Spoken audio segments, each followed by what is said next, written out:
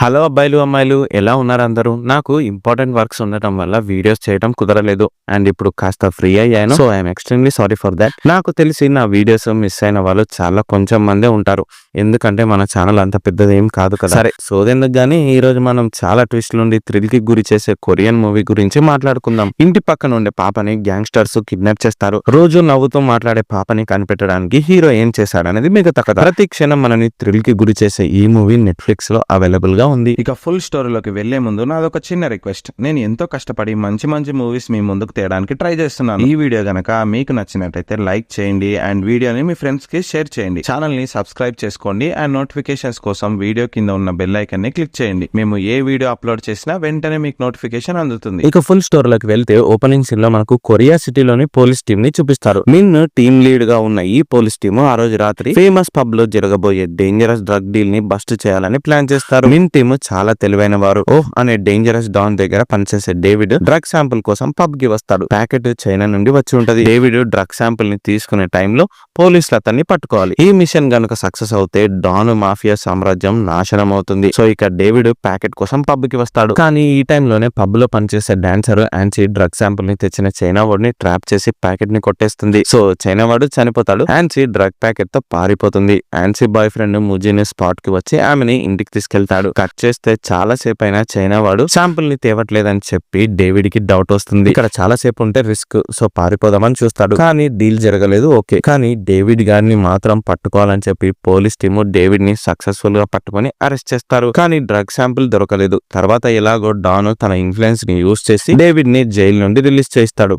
ఇలా మిన్ team David ని పట్టుకున్న లాభం లేకుండా పోతుంది. కట్ చేస్తే ముజిన్ ఇంకా ఆన్సీలు డ్రగ్ ప్యాకెట్ తో ఇంటికెళ్లి దాక్కుంటారు. తర్వాత మనకు మూవీ హీరోని చూపిస్తారు. హీరో పేరు చాను. ఇతను ఎప్పుడు సైలెంట్ గా ఉంటాడు. ఆన్సీ ఇంటి పక్కనే ఉంటాడు. హీరో ఒక తాకట్టు షాప్ ని నడుపుతుంటాడు. విలువైన వస్తువులను తీసుకుని క్యాష్ ఇస్తుంటాడు. అలా ఆన్సీ కూతురైన సోమి హీరోకి పరిచయం అవుతుంది. సోమి హీరోకి మంచి ఫ్రెండ్ అవుతుంది. అప్పుడప్పుడు సోమి తన తల్లికి ఇష్టం లేకున్నా కూడా హీరో ఇంటికెళ్లి ఇష్టమైన ఫుడ్ ని తింటూ ఫ్రెండ్లీగా ఉంటది. కానీ హీరోకి ఏదో పాస్ట్ లైఫ్ ఉన్నట్టు మనకు చూపిస్తారు. ఇతని ఫ్లాష్ బ్యాక్ కాస్త డిస్టర్బింగ్ గా ఉంటది. హీరో వైఫ్ యాక్సిడెంట్ లో చనిపోయినట్టు మనకు సగం సగం చూపిస్తారు. మేబీ అప్పటి నుండి హీరో కొంచెం కోపంగా సీరియస్ గా ఉంటుండొచ్చు. సోమితో కూడా హీరో ఎక్కువ తక్కువ ఉండడు. కాస్త సీరియస్ గానే ఉంటాడు. ఈ విషయం ఆన్సీకి అస్సలు నచ్చదు. హీరో చూడడానికి సైకో లాగా ఉంటాడు. అందుకే పాపని ఏమైనా చేస్తాడేమో అని భయపడి సోమిని హీరో నుండి దూరంగా ఉంచుతుంది. ఇలా డేస్ సాగుతుంటాయి. కట్ చేస్తే మనకు డాన్ ప్యాలెస్ ని చూపిస్తారు. డ్రగ్ శాంపుల్ దొరకలేదని చెప్పి డాన్ కోపంతో ఉంటాడు. తన దగ్గర పనిచేసే కిట్టు గారిని డాన్ పిచ్చ కొట్టుడు కొడతాడు. డ్రగ్ శాంపుల్ ని వెంటనే పట్టుకొని తేండి, అది కొట్టేసిన వాళ్ళని వేటాడి చంపేయండి, వెళ్ళండి అని డాన్ తన మనుషులకి ఆర్డర్ వేస్తాడు. కిట్టు ఇంకా తన బ్రదర్స్ చాలా సంవత్సరాల నుండి డాన్ వద్ద నమ్మకంగా పనిచేస్తుంటారు. డాన్ ఎన్ని దెబ్బలు కొట్టినా కిట్టు వాళ్ళు భరిస్తూ వస్తారు. డ్రగ్ శాంపుల్ ని కొట్టేసిన ఆన్సీ జాడ కోసం వీళ్ళు వేట సాగిస్తుంటారు. కట్ చేస్తే ఇంకోవైపు ఆన్సీని చూడడానికి బాయ్ ఫ్రెండ్ ముజిన్ వస్తాడు. డ్రగ్ ప్యాకెట్ ని ఆన్సీ ఎక్కడో దాచి ఉంటది. ముజిన్ ఇవ్వమంటే ఆమె ఇవ్వదు.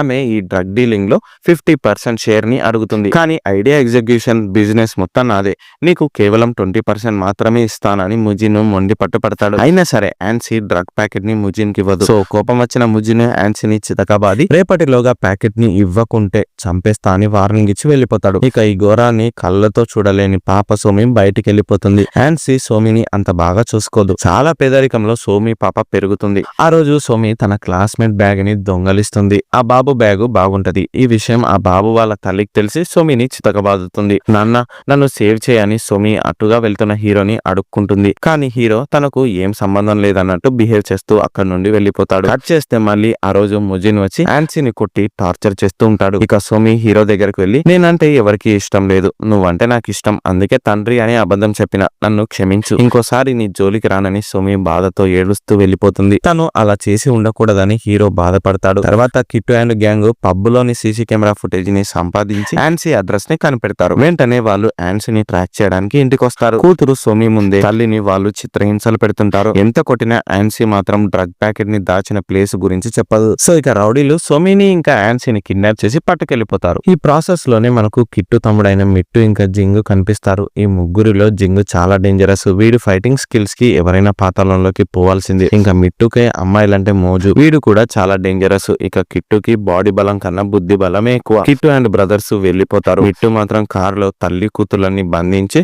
తన మనుషుల కోసం వెయిట్ చేస్తాడు. యాన్సీ ఎదురింట్లో ఉన్న హీరోని రౌడీలు కలుస్తారు. హీరో స్టామినా తెలియని వీళ్ళు ఓవర్ యాక్షన్ చేస్తారు. డ్రగ్ ప్యాకెట్ ని ఇవ్వమంటే హీరోకి ఏం తెలుస్తుంది చెప్పండి.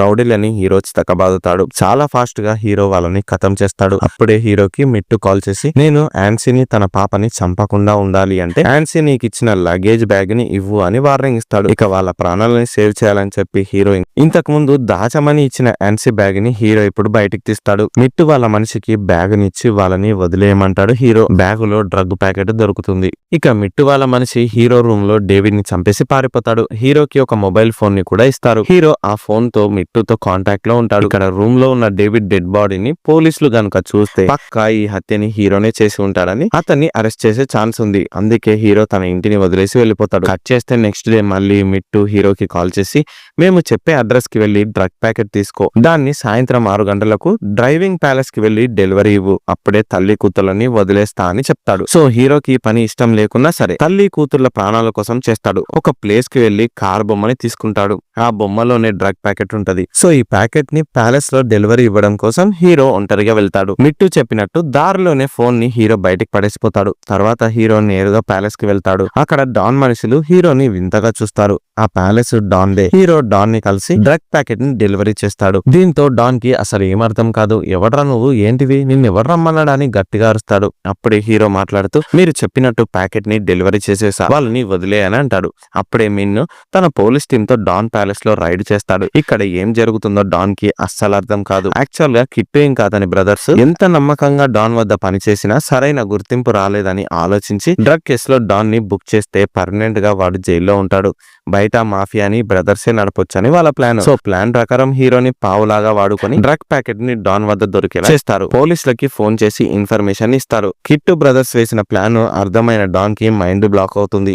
సో ఇప్పుడు పోలీసుల నుండి డాన్ ఎస్కేప్ అవ్వాలని చూస్తాడు. కానీ అతనికి హీరో అడ్డుపడతాడు. హీరో ఆల్రెడీ మిట్టు వాళ్ళు ఇచ్చిన ఫోన్ ని పడేసింది కాబట్టి వాళ్ళకి తెలిసిన ఒకే ఒక కాంటాక్ట్ ఈ డానే. కాబట్టి హీరో డాన్ ని చేస్ చేస్తాడు. ఈ ఫైట్ లో హీరోకి ఫుల్ గాయాలవుతాయి. దీంతో హీరో తన కార్ తో డాన్ కార్ ని గుద్దుతాడు. దీంతో హీరో కారు డిక్కీ ఓపెన్ అవుతుంది. అందులో కిట్టు బ్రదర్స్ యాన్సీని చంపేసి ఆమె డెడ్ బాడీలోని అవయవాలని అమ్మేసుకొని నగ్నంగా డెడ్ బాడీని పెట్టి ఉంటారు. హీరో ఇది చూసి షాక్ అవుతాడు. అతను ఫ్రీజ్ అయిపోతాడు. పోలీసులు కూడా అక్కడే ఉన్నారు కాబట్టి హీరో కారు డిక్కీలో ఉన్న డెడ్ బాడీని చూసి వాళ్ళు కూడా షాక్ అవుతారు.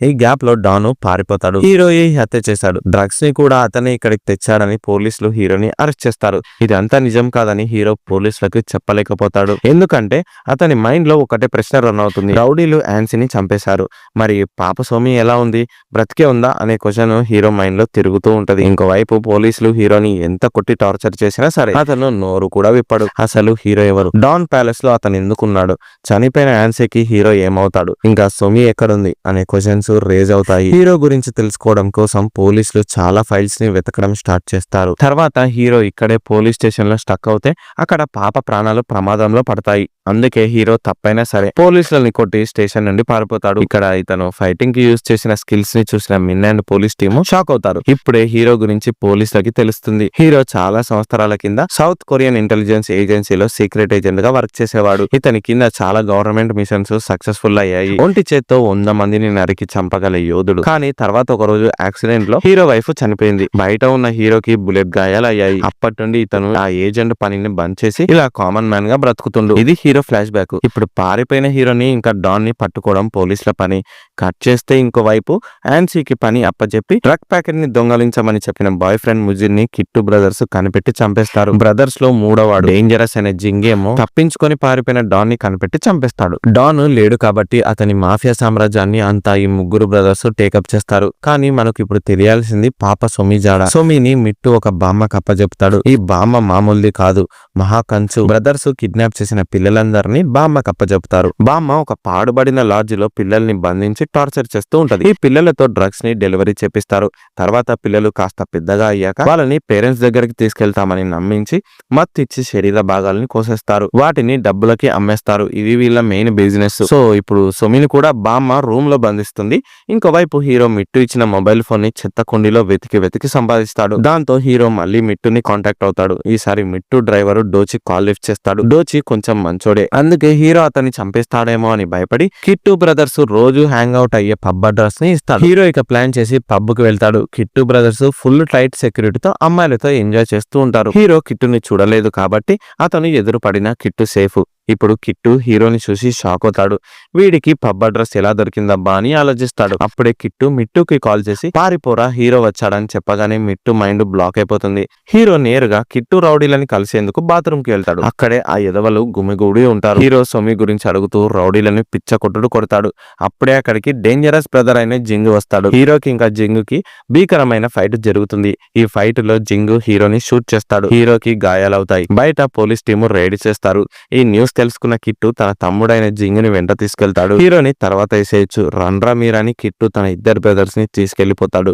హీరోకి కిట్టు ఇంకో మొబైల్ ఫోన్ ని ఇచ్చి వెళ్తాడు. హీరో దాన్ని తీసుకొని బ్రదర్స్ ని చేస్ చేస్తాడు. కానీ గాయాలు ఎక్కువ అవడంతో హీరో టైర్డ్ అయిపోతాడు. హీరో ఇక ఈ చేస్ ని ఆపేస్తాడు. బ్రదర్స్ భయంతో పారిపోతారు. ఇప్పుడు హీరో తన ఏజెంట్ టైంలో పరిచయమైన ఫ్రెండ్ కి కాల్ చేస్తాడు. రాబిన్ ఇంకా హీరోలు అప్పట్లో కొలీగ్స్ గా ఉండేవారు. రాబిన్ కూడా ఏజెంట్ జాబ్ ని బంద్ చేసి ఇప్పుడు నార్మల్ గా కామన్ మ్యాన్ గా బ్రతుకుతుంటాడు. ఇప్పుడు హీరో హెల్ప్ అడిగితే మళ్ళీ బయటికి వచ్చి హీరోని తన ఇంటికి తీసుకెళ్తాడు. హీరో బాడీలో ఇరుక్కున్న బుల్లెట్ ని బయటికి తీసి ఫస్ట్ ఎయిడ్ ట్రీట్మెంట్ ని ఇస్తాడు. ఇప్పుడు హీరో ఫ్లాష్ బ్యాక్ మళ్ళీ మనకు చూపిస్తారు. హీరో వైఫ్ ప్రెగ్నెంట్ గా ఉన్న టైంలో చాలా హ్యాపీగా ఉండేవారు ఇద్దరు. హీరో ఒక రోజు పుట్టబోయే బేబీ కోసం షూస్ కొందామని కార్ ని పార్క్ చేసి షాప్ కి వెళ్తాడు. ఆ కార్ లో హీరో వైఫ్ ఉంటది. తిరిగి వచ్చే టైంలో హీరో కార్ ని ఒక టెర్రరిస్ట్ లారీతో గుద్దేస్తాడు. తన ప్రెగ్నెంట్ వైఫ్ చనిపోతుంది.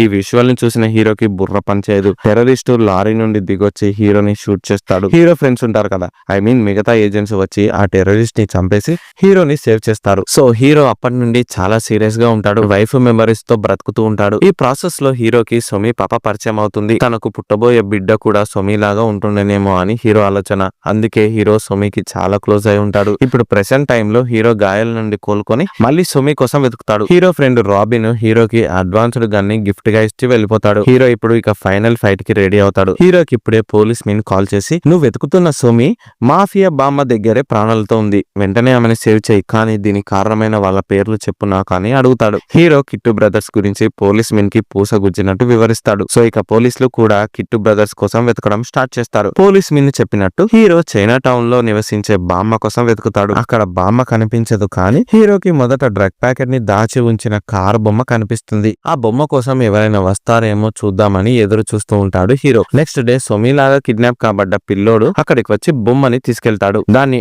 ఆర్డర్ ప్రకారం ఒక గేమ్స్ షాప్ లో డెలివరీ ఇస్తాడు. ఈ విధంగా కిట్టు బ్రదర్స్ పిల్లల చేత డ్రగ్స్ ని ట్రాన్స్పోర్ట్ చేయిస్తూ ఉంటారు. ఈ పనులన్నీ చేపిస్తూ కనీసం సరైన టైం కి తిండిని కూడా పిల్లలకు పెట్టరు. దీంతో హీరో డెలివరీ చేసిన పిల్లోడిని ఫాలో అవుతాడు. ఆ బాబు డార్క్ ప్లేస్ లో ఉన్న అపార్ట్మెంట్ కి వెళ్తాడు. అక్కడ సోమి పాప ఉండదు, కానీ మిట్టుగాడు పిల్లలతో డ్రగ్స్ తయారు చేస్తూ ఉంటాడు. వాళ్ళు చిన్న తప్పు చేసిన గొడ్డును బాదినట్టు బాధతో టార్చర్ చేస్తూ ఉంటాడు. హీరో ఇక పిల్లలు పడుతున్న అవస్థను చూడలేక మిట్టుగాడితో ఫైట్ కి దిగుతాడు. మిట్టుని టార్చర్ చేస్తున్న వీడియోస్ ని హీరో వాళ్ళ అన్నకి కిట్టుగాడికి సెండ్ చేస్తాడు. నీ తమ్ముడు ప్రాణాలతో ఉండాలి అంటే సోమిని నా దగ్గరికి సేఫ్ గా పంపని హీరో డీల్ చేసుకుంటాడు. సరే అని కిట్టు అంటాడు, కానీ వాడు సోమిని చంపేయమని తన మనుషులకి ఆర్డర్ ఇస్తాడు. ఇక్కడ హీరో కూడా మిట్టుని చంపేస్తాడు. ఇద్దరు డీల్ కి అగేన్స్ట్ గా వెళ్లి తప్పులు చేస్తారు. తర్వాత ఇక్కడ అపార్ట్మెంట్ లో బందీలుగా ఉన్న మిగతా పిల్లల్ని హీరో సేవ్ చేసి పోలీసులకి అప్పచెప్తాడు. కట్ చేస్తే హీరో ఇక సోమి కోసం కిట్టు చెప్పిన ప్లేస్ కి ఒంటరిగా వెళ్తాడు. కిట్టు చెప్పినట్టు తన ఇంకో తమ్ముడు జింగు సోమిని చంపేయాలని చూస్తాడు. పిచ్చి పట్టిన డాక్టర్ కి చెప్పి సోమి కళ్ళని తీసేయమంటాడు. వాటిని అమ్మి డబ్బు చేసుకుందామని జింగు ప్లాన్. సర్జరీకి అంతా సిద్ధం. ఇంకోవైపు హీరో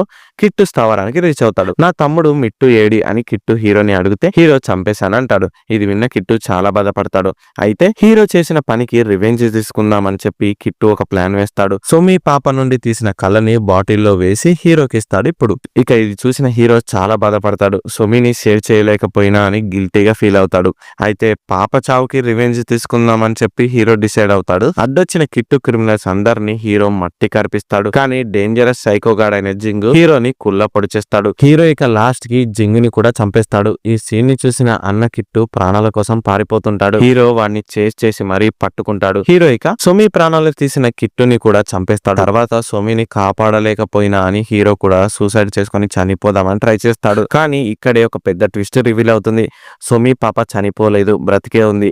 యాక్చువల్ గా కిడ్నాప్ చేసిన పిల్లల్లో సోమి చాలా ఇన్నసెంట్ అని, తను చీమకి కూడా హాని చేయని పిల్ల అని జింగ్ అనుకొని ఉంటాడు. జింగ్ తలకి గాయం అవుతే సోమి బ్యాండేజ్ ఇచ్చి ఉంటది. ఇంత అమాయకురాలిని చంపడం పాపమని జింగ్ అనుకొని ఉంటాడు. అందుకే సైకో డాక్టర్ ని జింగే చంపేసి అతని కళ్ళని తీసి తన అన్నకి సోమి కళ్ళే అని అబద్ధం చెప్పి ఉంటాడు. సో అలా జింగ్ సోమిని సేవ్ చేసి ఉంటాడు. హీరో ఇప్పుడు సోమి పాపని చూసి హ్యాపీగా ఫీల్ అవుతాడు. నన్ను సేవ్ చేయడానికి ఇక్కడికి వచ్చావా, ఇంత కష్టపడ్డావా అని సోమి అడుగుతూ ప్రేమతో హీరోని హక్ చేసుకుంటది. హీరో కూడా సోమిని తన కూతురులాగా భావించి కన్నీరు కరుస్తాడు. కట్ చేస్తే హీరోని పోలీసులు అరెస్ట్ చేస్తారు. పాపని హాస్పిటల్లో అడ్మిట్ చేసి ట్రీట్మెంట్ ఇప్పిస్తారు. హీరో పోలీస్ మిన్ని ఒక కోరిక కోరుతాడు. సోమికి కాస్ట్లీ స్కూల్ బ్యాగ్ ని ఇంకా చదువు కోసం వస్తువులని హీరో కొంటాడు. సోమి పాప హ్యాపీగా స్కూల్ కి వెళ్తుంది. ఈ సీన్ ని చూసిన పోలీసుల కళ్ళు కూడా చెమరుస్తాయి. హీరో సోమిని చివరిసారిగా హక్ చేసుకుంటాడు. హీరో ఇంకా సోమి చాలా హ్యాపీగా ఫీల్ అవుతారు. ఇక్కడే మూవీ ఎండ్ అవుతుంది. ఈ వీడియో కనుక మీకు నచ్చినట్టయితే వీడియోని లైక్ చేయండి, షేర్ చేయండి. ఛానల్ని ఎవరైతే సబ్స్క్రైబ్ చేయలేదో సబ్స్క్రైబ్ చేయండి అండ్ మాకు సపోర్ట్ చేస్తూ ఉండండి. Thank you.